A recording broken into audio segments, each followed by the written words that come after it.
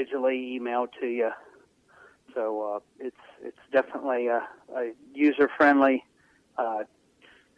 environmentally safe way to do business, so to speak.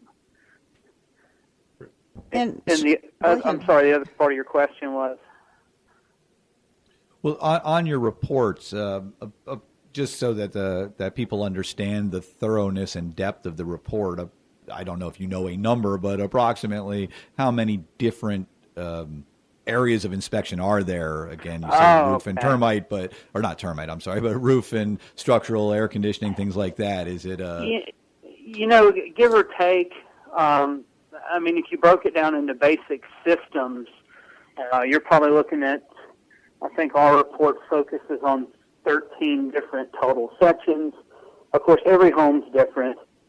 Some have pools, some have sprinkler systems, others don't. So there's essentially those systems would be taken out of the inspection report. But from there, a heating and air system, for example, we're going to inspect, like I said, age, function, condition, how old the equipment is the condenser coil outside falling apart, is the unit 20 years old, is everything cooling or heating like it's supposed to. So some stuff we really go in depth. Now with that said, of course, everybody's got a license and we do have our limitations. So generally, if we check the system out and say for example, I had one yesterday, the AC wasn't really cooling. It ran the whole time we were there, and it was 80 degrees in the house, and it was set on 74, and Freon lines weren't nice and cold like they should be. So obviously there was an issue with that equipment. So what we do is we note the problem that we found, and then we would advise a tradesman come and review it. They can come, put gauges on it, figure out what exactly the problem is, and have it repaired from there. So you're reporting on the functionality of the various systems, but if they are not functioning properly, then you're referring them to a licensed contractor in that area. To a degree, yes. Some stuff's real basic. If you've got an outlet that's missing a cover plate, you don't need to hire an electrician, so to speak. Unless you don't feel capable of doing it, or then so. But some stuff's pretty cut and dry. If simple stuff's broken that anybody feels comfortable that's able to fix it, then that's fine. But yes, bigger stuff. Typically, we're there to find the problems, not necessarily tell you how to fix it. In a lot of cases, we don't know necessarily what the root cause could be, like the air conditioner yesterday, for example. So you need somebody to come in to diagnose and evaluate and figure out what the specific problem is. Right. And it's very important, I just want to put out there for our listeners, very, very important to have a thorough inspection done on the property. People are buying these properties in this, what Jean had pointed out, is as-is condition. It's as-is with the right to inspect. So when you're buying it, when you sign the contract, it is as-is. That's what you're buying. But you do have a right to determine what that is and what the issues are that might be hidden in the walls. And they need somebody such as Bogerty Inspections to make sure that they know what they're getting, and if it's not what they thought after the inspection, they still have a right to cancel. Again, time is of the essence on those things, so that segues me to my next question, twofold. One, how long does it take you to inspect, let's call it an average 2,000 square foot subdivision type property? And two, how much time in advance do you need typically to schedule such an inspection? Well, it depends on the time of the week and how busy. But right now we're really busy, so we could be anywhere from 5 to 10 days out at any given point. Every week's a little different, but I would say give yourself enough time. That's honestly probably one of the biggest frustrations we run into right now is people either want to wait to the last minute, and then they start calling anybody.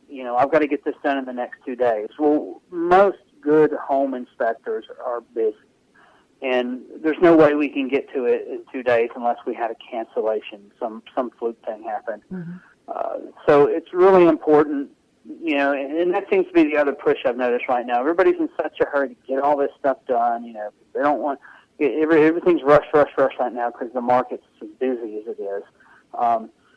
And I guess the thing to emphasize is if you've got somebody that you like or somebody that you want to use, be patient wait a few days. As long as everybody's okay with it and you've got it written into the contract, wait for them for a few days. Make sure you get a good inspection. Don't wait to the last minute and call around, because you may not get somebody that you're going to get somebody that's not busy, I guess, is a lot of times what you're going to come up with. On that note, Sean, give us your contact information.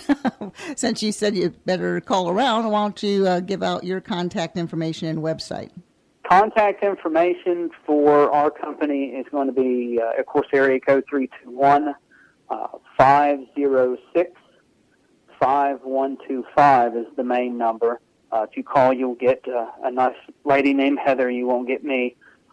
And our other contact information, we do have a website. It's real simple. It's homeinspectorpalmbay.com, and we do cover the entire county and other counties as well, but homeinspectorpalmbay.com, if you look it up, all of our information, phone number, contact email, etc., it's all there. You can go online, fill out a request for information for an inspection. A lot of user-friendly stuff there. Well, I'd like to put it out there for all of our listeners. I prepare a lot of contracts, and I represent both buyers and sellers, sometimes wearing the realtor hat, sometimes as an attorney.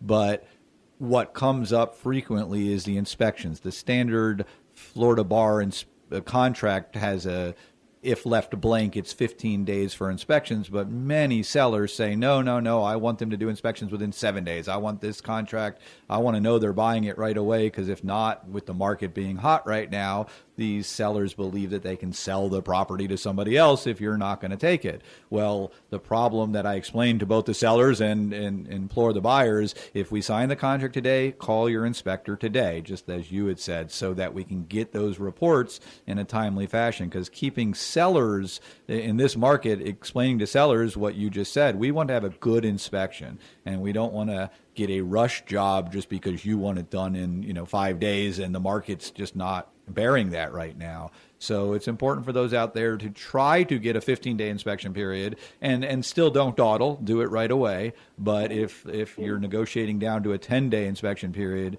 again, it's very important that you reach out to Fogarty Inspections as quickly as possible so they can get you on the calendar, because it's not only getting the inspection report. So, Sean, you do your job in, say, 3 to 5 days, and you get the report over to the client. They still have to review it and make some decisions. Yep. Time becomes of the essence. We typically, the other part of the question was on-site time. But most homes at 2,000 square foot, for example, some days I'm by myself. Some days I actually have help. I have another associate who works with me. And if there's two of us, and it's the normal size home, and there's not a whole lot of things to really document and review or discuss, we can generally be in and out in a couple hours, and I'll have the report delivered to you that evening. Sometime we try to get everything out the same day, just simply because we're always busy every day, so we get everything done. And if I'm by myself, the average time could range anywhere from 2 to 4 hours, depending on size of the home, the age of the home, condition, and what items I got to document. And of course, if it's empty and I'm all by myself and I can focus, I go a little bit quicker than if I'm there with the buyers, the sellers, the agents, and everybody's asking me a bunch of questions. Mm-hmm. Which is one of the things we like to do. We like to be there, but mostly to just be able to stand back, and then if you have something you can show, it makes sense to show it at that time. And don't get me wrong, I want people to be there. I have. It's so much easier to understand when you're there.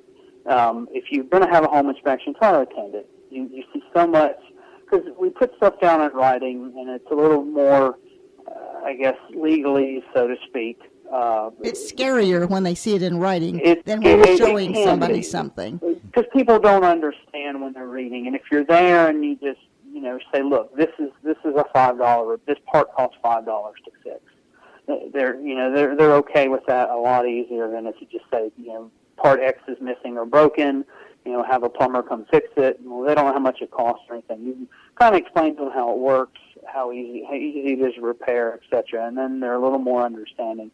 And even with the stuff that's a little more scary, so to speak, or stuff that's going to cost them some money, you can kind of show them exactly what the issue is, Exactly, and because talk to them about it. a report's not to scare someone necessarily to not continue with the contract. It's just to inform them of what it is, because if it's a 20 or 30-year-old home, they don't have GFI outlets, chances are, because GFI wasn't required back then. So if you see a report that says there's no GFI outlets, people go, oh my gosh, what am I buying? A house that's ready to fall apart.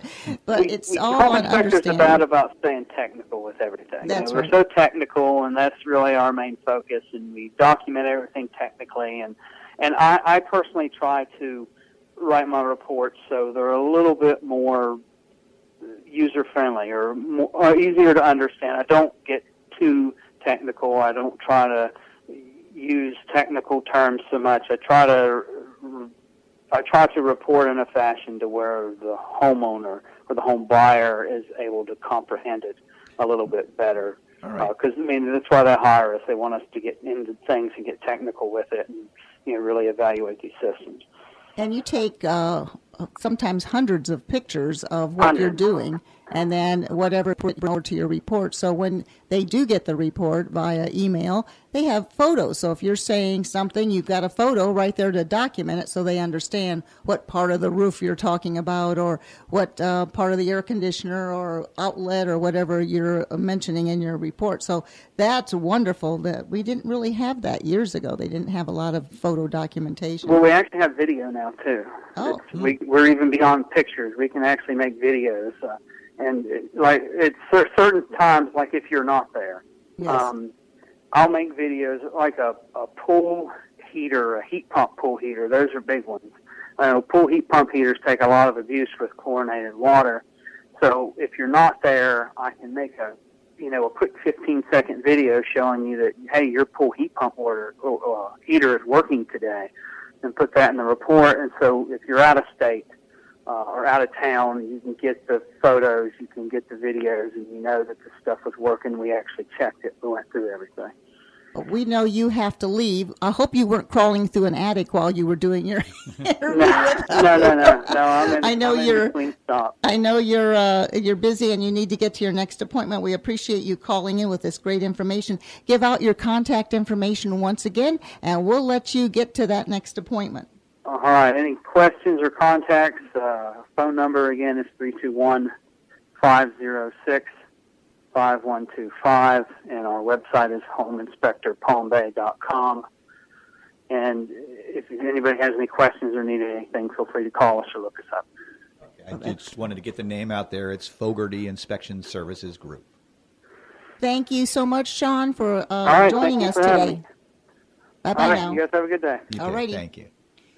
Jonathan, I have to tell you a story about inspections because right now with I call them the skimmers and the scammers start coming out of the woodwork when real estate starts doing well. Absolutely. And I remember in the beginning of the 2000s, 2003, 4, and 5, when real estate was really hot, we had people coming out flipping homes, and they were putting lipstick on pigs is what they were doing, and they were painting terrible soffits that were really rotted wood, and you finally got to know who these people were, but invariably you had to learn a little bit about who you had as an inspector coming out, because they were so good at camouflaging some of this stuff. And one sale that I had, I'll never forget this, it was terrible. The inspector can only do so much. They can't see through walls, although they do have some equipment that they can just shine on a fan and tell you if that fan's connected properly. And I didn't get a chance to ask Sean, but he's got a thermal imaging machine that he can, if he has any doubt that there's any kind of water, he can put that on there and see the water. Some of the new technologies out there are amazing compared to what we had seen 20 years ago. So they can, in some ways, see through the walls, but they're basically limited to what they can see and crawling through the attic. And there's always something, especially if it's wiring or something in the walls, you don't always know. But anyway, here's my thing that happened. This was a house that got flipped, and the company owned it, and they flipped it, and they painted the tile walls white in the bathroom. So we thought we were buying a white bathroom. First time they took a shower, it was a bright yellow bathroom. Oh, my. So those are the kind of things that you have to be careful of, and you just never know what you're going to get into. Jonathan, give us your contact information. All right. Well, you can reach me through the law firm of Lack & Lack Chartered Attorneys at Law, and we are at lacklaw.com. That's LACKLAW.com, or by phone at area code 321